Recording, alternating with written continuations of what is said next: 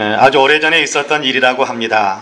서울 총각내와 강원도 시골에 살고 있는 처녀네 사이에 혼사가 약속이 됐습니다. 결혼식을 올릴 날이 다 되었어요.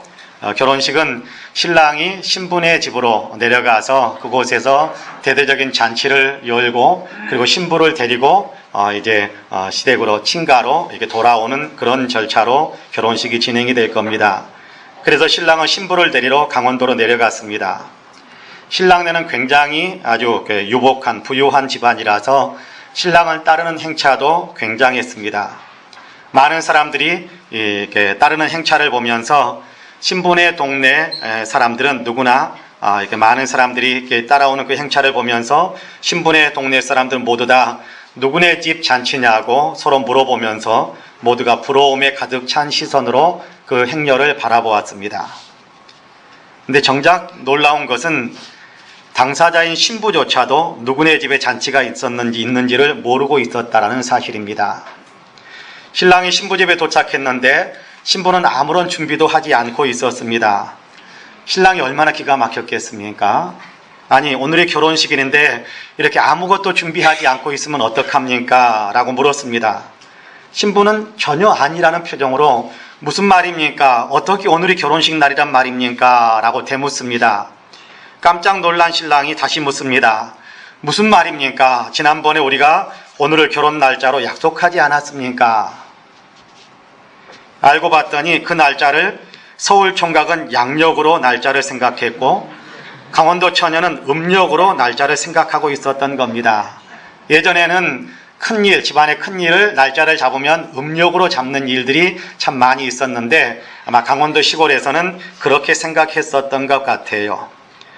그래서 두 집안 사이에 결혼식 날짜가 한 달이나 차이가 나게 그렇게 생각을 하고 있었던 겁니다. 그러니 신랑이 왔음에도 불구하고 신부는 아직 멀었다라는 생각에 아무런 준비도 하지 않고 있었던 거지요. 그런데 가만히 생각을 해봅니다. 혹시 우리도 주님과의 관계에서 서로 날짜를 잘못 생각하고 있는 것은 아닐까라는 생각을 해봅니다. 혹시 우리도 주님은 양력으로 날짜를 생각하시는데 우리도 음력으로 날짜를 정해놓고 우리 나름대로 음력으로 날짜를 생각하면서 음력으로 날짜를 잡아놓은 신부처럼 너무 느긋하게 예수님을 기다리고 있는 것은 아닐까 하는 생각을 해봅니다. 주님이 생각하시는 날짜는 다 되었는데 우리는 스스로 생각하기를 아직도 한참이나 멀었다라는 생각에 빠져 있는 것은 아닐까 그런 생각을 해봅니다. 주님과 생각이 다르고 초점이 다르다면 이것은 보통 심각한 문제가 아닙니다. 생각과 초점이 다른 바람에 결혼식 날 신부가 신부로서 아무것도 준비하지 못하고 있었다면 얼마나 부끄럽고 얼마나 안타까운 처지에 놓이게 되겠습니까? 오늘 우리가 읽은 데살로니가전서 3장 13절에서는 주 예수께서 강림하실 때에 그런 말씀을 사용합니다. 무슨 얘기입니까? 주 예수께서 그의 모든 성도들과 함께 오실 때에, 다시 오실 때에 그런 사실을 이야기하는 겁니다.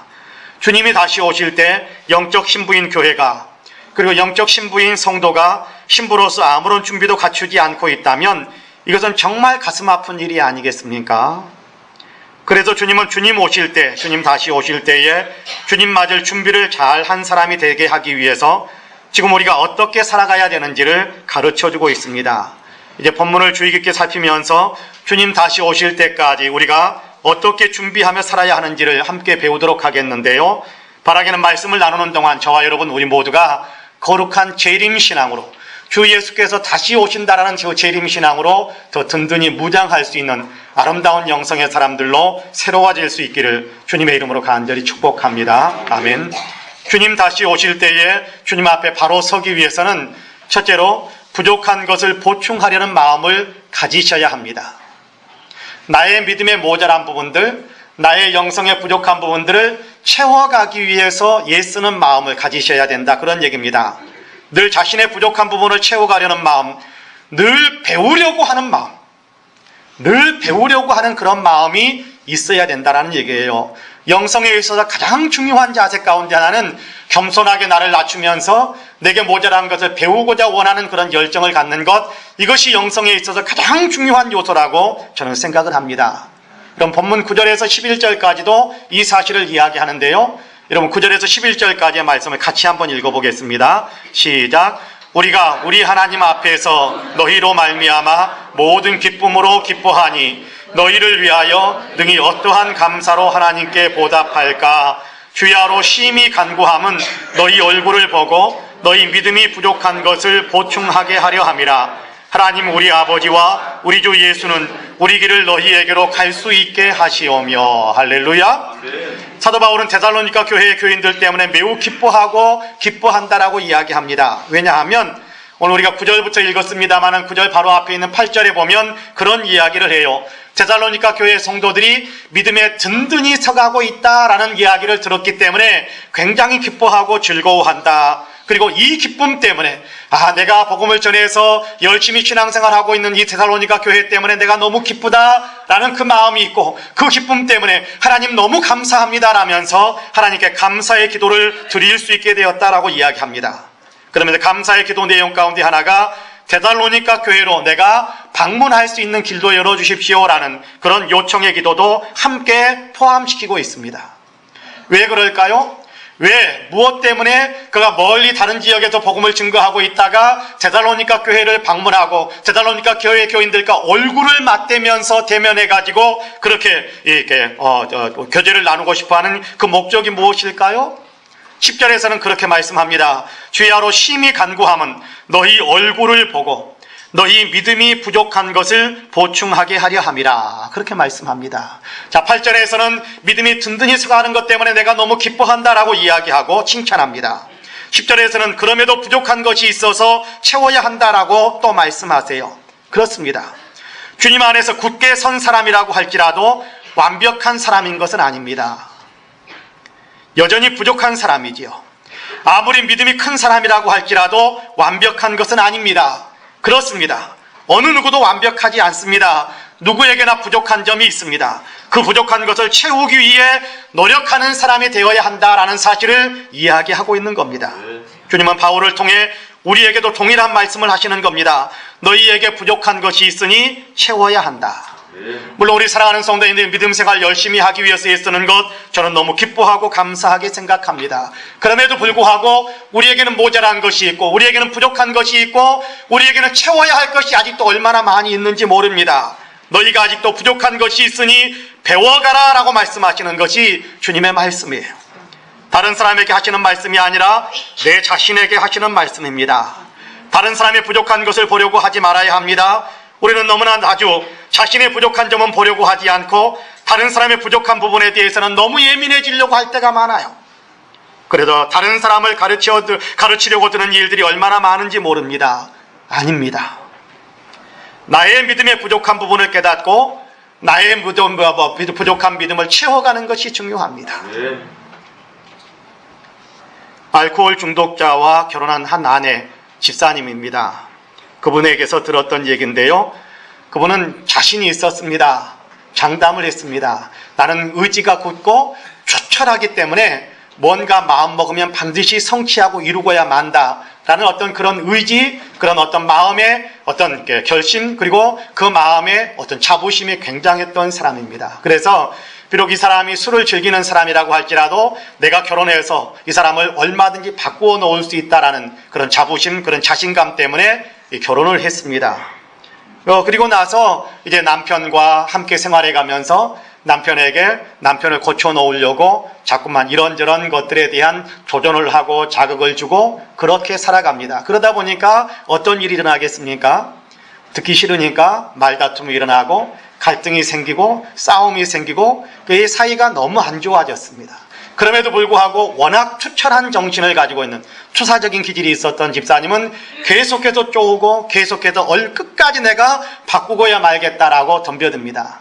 그러는 가운데 부부가 점점 더 갈등과 싸움이 깊어만 가기 시작했습니다.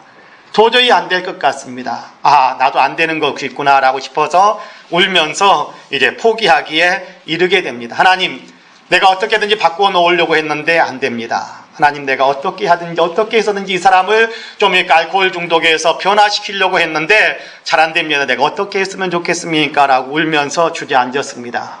그때 그의 마음속에 깊은 곳에서부터 솟아오르는 작은 생각 하나가 있었습니다.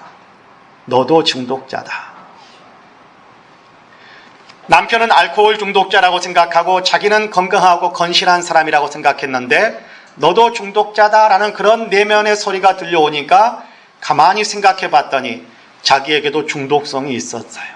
뭐든지 내 마음대로 변화시키고야 그래야만 마음이 시원함을 얻는 그런 중독 증세가 자기에게도 있었던 겁니다. 그 사실을 깨닫고 회개하면서 이제 자기의 마음을 넓히기 시작하는 겁니다.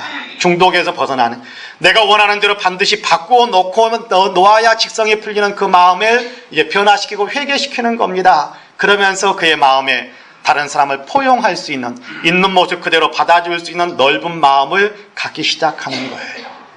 그러니까 그동안에 아무리 애를 쓰고 기를 쓰고 덤벼들어서 뜯어 고쳐 놓으려고 해도 바뀌지 않던 남편이 있는 모습 그대로 받아주고 포용해주고 자기도 약한 사람이다라는 사실을 보여주면서 당신의 사랑이 무엇보다도 필요한 사람이다라는 사실을 이야기하기 시작하니까 이 남편의 마음이 조금씩 변하기 시작하는 겁니다. 그러면서 자기 아내에게도 남편의 사랑이 필요하다라는 사실을 느끼기 시작하고 자기도 남편이 아내가 기대하는 그런 남편이 되어봐야겠다라는 그런 분발하는 마음들이 형성이 되어지면서 술을 끊고 아내를 사랑하는 사람으로 돌아갔다라는 그런 간증을 들은 적이 있습니다. 그렇습니다.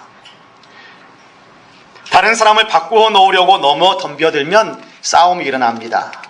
그러나 있는 모습 그대로 받아준다면 그러면 여러분 내 자신이 변화되고 상대방도 변화될 수 있는 거거든요. 주님 우리에게 말씀하시는 것이 다른 사람을 바꾸어 놓는 사람이 되라라고 말씀하시는 것이 아니라 우리의 부족한 부분을 채워가는 사람이 되라라고 말씀하는 겁니다. 왜 다른 사람을 내 마음대로 주장하려고 합니까? 내게 포용력이 없어서 그렇습니다. 부족한 부분을 채워가는 사람이 되어야 한다라고 이야기하고 있거든요. 다른 사람을 가르치려고 덤비지 말아야 하고 도리어 다른 사람을 이렇게 받아줄 수 있는, 그리고 다른 사람을 이렇게 부족하다고 덤벼드는 사람이 아니라 나의 부족함을 먼저 생각하면서 자신의 부족함을 먼저 채워갈 줄 아는 그런 열정을 가지셔야 한다라고 주님께서 말씀합니다. 여러분 주님이 다시 오신다면, 그때 주님이 다시 오실 때면 주님께서 무엇을 보시고 사람을 판단하시겠습니까? 다른 사람을 얼마나 많이 변화시켜 놓았는가, 그걸 가지고 주님은 판단하지 않으실 겁니다. 주님이 판단하시는 덕목은 내가 주님 뜻대로 얼마만큼 많이 변화되었는가, 그걸 가지고 판단하실 겁니다. 주님은 우리에게 분명하게 말씀하십니다. 우리 자신의 모자라고 부족한 부분들을 채워가는 사람이 되라. 저와 여러분 우리 모두는 진실로 자신의 부족함을 늘 기억하고 깨달으면서 자기의 믿음에 부족하고 모자란 점을 채우기 위해 더 배우고 스스로를 더 훈련시켜 갈 줄 아는 그런 성도님들로 주님 재림 때까지 아름다운 믿음의 삶을 살아가시기를 주님의 이름으로 간절히 축복합니다. 아멘. 둘째로 서로를 향한 사랑이 풍성해지셔야 한다, 그렇게 말씀하고 있습니다. 여러분 12절 말씀을 같이 한번 읽어볼까요? 12절 같이 읽습니다. 시작.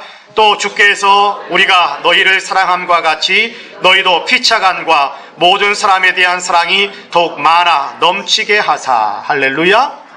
바울이 성령 안에서 주님께 드리는 기도가 계속되고 있습니다. 기도의 내용은 주님께서 여러분끼리 서로 나누는 사랑이 풍성할 수 있도록 도와주시기를 기도합니다. 그러면서 여기에 하나를 더 붙이는 것이 뭐가 있냐 하면, 여러분이 모든 사람에게, 서로만이 아니라 모든 사람에게도 사랑을 풍성하게 넘치게 부어주는 사람이 되기를 위해 여러분을 위해 기도합니다라고 기도하고 있습니다. 사랑이 많아서 넘치는 사람들이 되기를 위해 기도하는 것입니다. 여러분 사랑에는요, 이만하면 됐다라는 마음이 들어갈 틈이 없습니다. 그렇죠? 사랑에는 내가 이만하면 할 만큼 했다라는 그런 생각이 들어갈 틈이 없어요. 그런 생각이 들어간다면 거기에는 그건 사랑이 아닙니다. 사랑에는 이만하면 됐다라는 말이 들어갈 틈이 없습니다. 사랑에는 아무리 주고 또 퍼주어도 아직도 내게 줄 것이 있는가를 살피는 마음입니다. 그래서 사랑은 죽음보다 강하다라는 그런 말씀이 있지 않습니까? 주면 내게 손해가 되고 주고 나면 내가 죽게 될 것을 알면서도 내어주는 것, 이것이 사랑 아닐까요? 여러분에게 이런 사랑이 더 풍성할 수 있게 되기를 간절히 원합니다.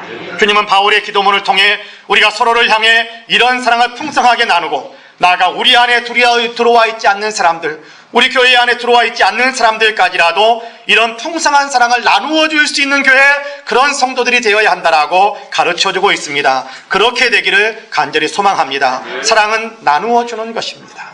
사랑은 나누어 주는 것입니다. 예전에 한번 말씀드렸던 한 농부에 대한 이야기를 다시 드리고 싶습니다. 중국의 유명한 기독교 지도자인 위치만 이가 들려준 이야기인데요. 어떤 마을에 예수님을 잘 믿는 한 농부가 있었습니다. 얼마나 성실한지 몰라요. 얼마나 부지런한지 모릅니다.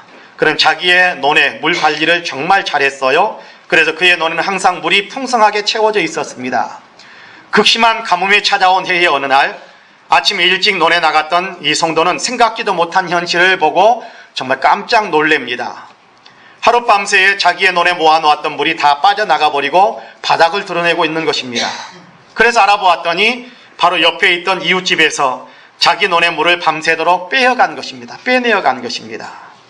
그 성도는 그 물이 자기 논에 고여있던 물이었기 때문에, 자기가 자기의 논에 이렇게 가두어 놓았던 물이기 때문에 당연히 자기 물이라고 주장할 권리가 있었습니다.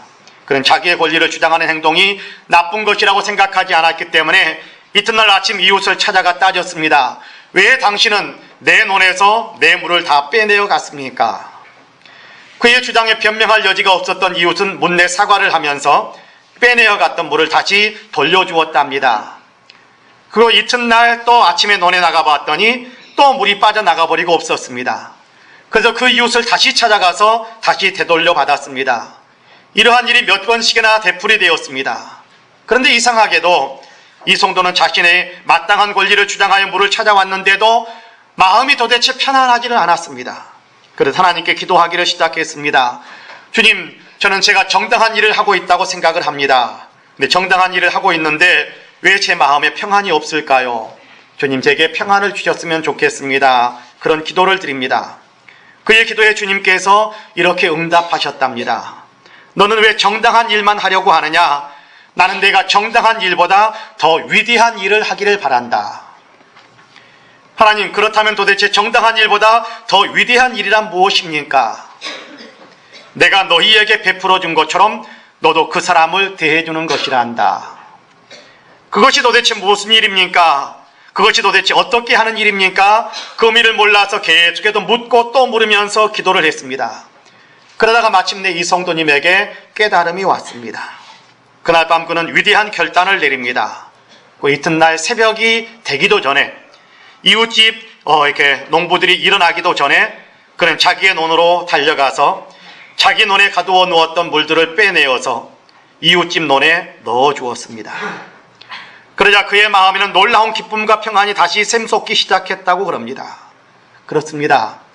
사랑에 기쁨이 있고 사랑에 행복이 있습니다. 사랑에는 평강이 따르고 사랑에는 주님의 선물이 따르게 되어 있습니다. 주님은 우리가 사랑하며 살아가기를 원하고 계십니다. 우리 곁에 있는 성도들을 사랑하면서 살고, 주님이 우리를 사랑하셨듯이 성도가 아닌 사람이라고 할지라도 주님이 우리를 사랑하셨듯이 우리도 그들을 사랑하기를 원하시는 것이 주님의 마음입니다. 여러분, 주님은 사랑이십니다. 요한 1서에서 우리 그렇게 이야기하죠. 하나님은 사랑이시라, 그렇게 말씀하지 않습니까?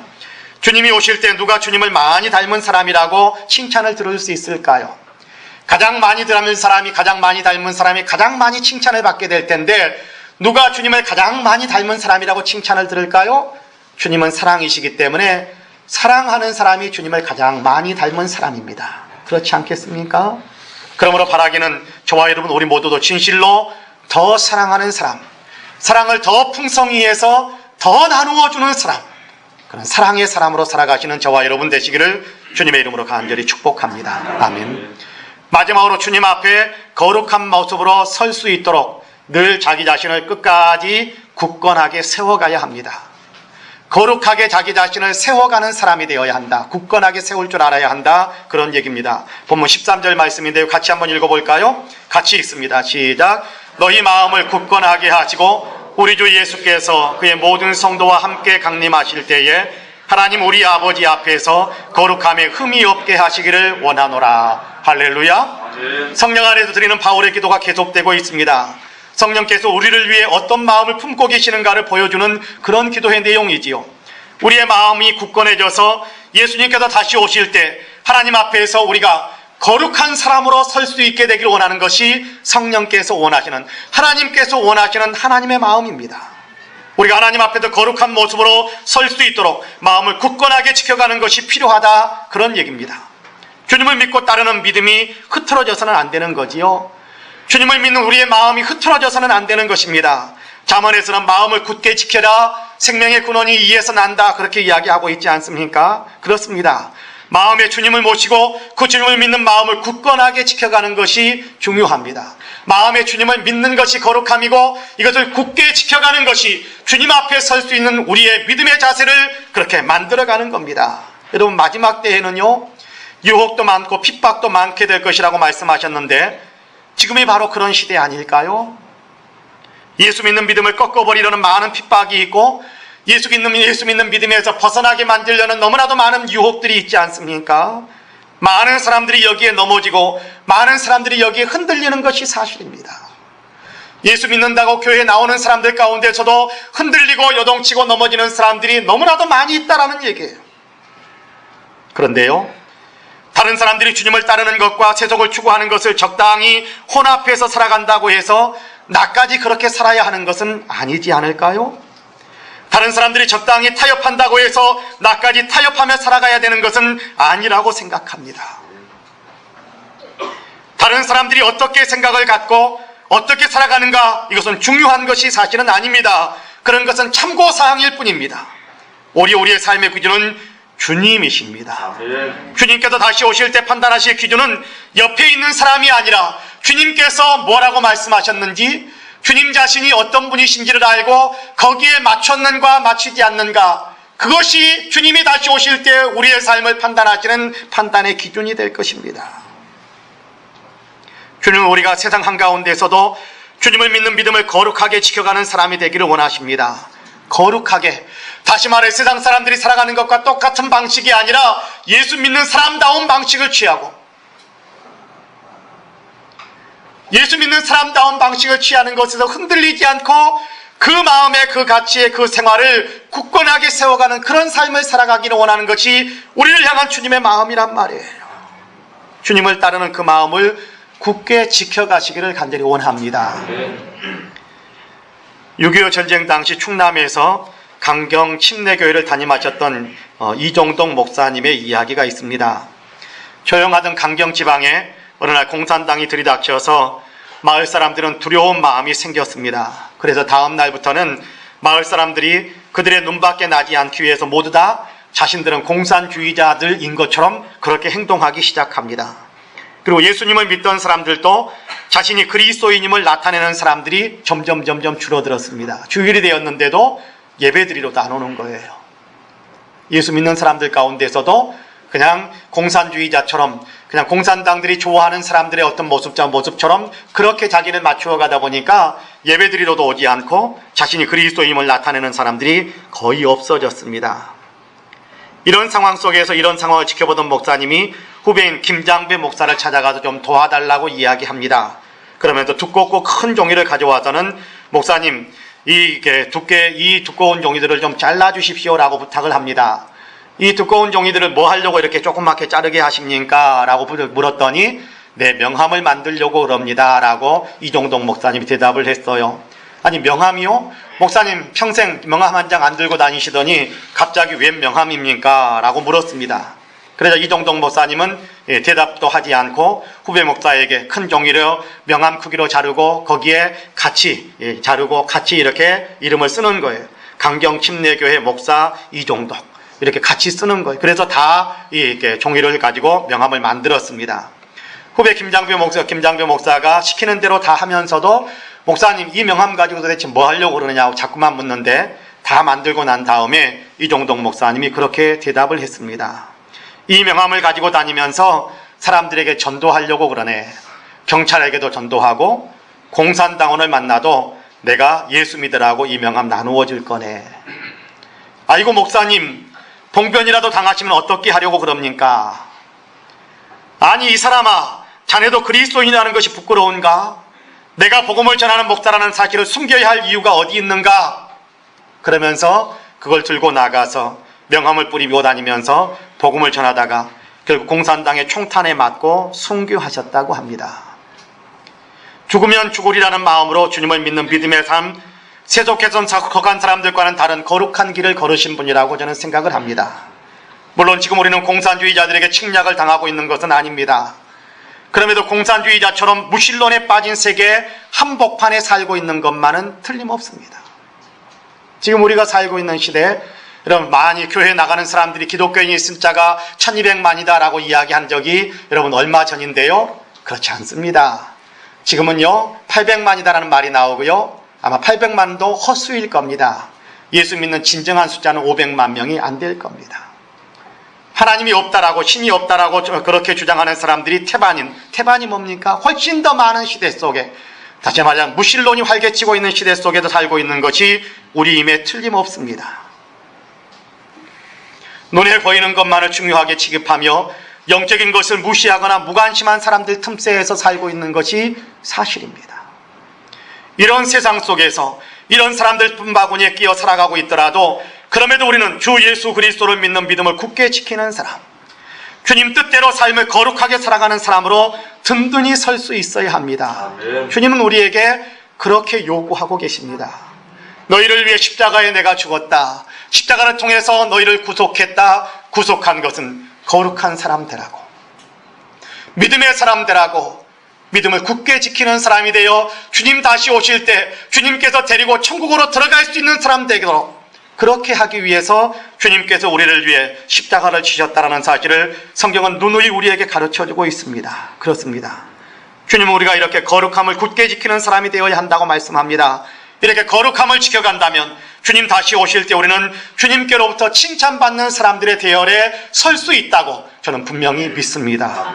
사랑하는 성도 여러분, 우리 주 예수님은 이미 오셨고 또한 장차 다시 오실 것입니다.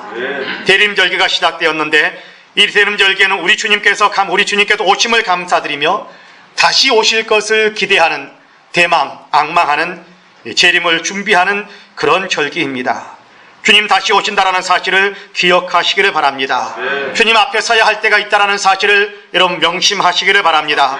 그리고 이제 부족한 부분을 채우기 위해, 나의 믿음의 부족한 부분을 채우기 위해, 나의 믿음을 더 키우기 위해, 더 배우기 위해 열정적인 사람들이 다 되시기를 바랍니다. 사랑을 더 풍성하게 드러내시기를 바랍니다. 나아가 거칠고 험한 세상이라고 할지라도 믿음을 더 굳건하게 하셔서 거룩하게 주님 앞에 설 준비를 하시기를 바랍니다. 이렇게 준비한다면 주님은 저와 여러분 모두를 칭찬하시며 귀한 상급으로 받아주실 것을 저는 분명히 믿습니다. 바라기는 저와 여러분 우리 모두가 주님 다시 오실 때까지 믿음에 더욱 굳게 서시기를 주님의 이름으로 간절히 축복합니다. 아멘. 기도하겠습니다. 주님, 2000여 년 전에 이 땅에 오셔서 창세전부터 예언해 놓으셨던 그 아름다운, 예비해 놓으셨던 그 아름다운 일, 우리를 구속하시는 십자가를 지시고 우리의 죄를 생명하시사 구원받은 하나님의 백성들이 될 수 있게 하심을 참으로 감사합니다.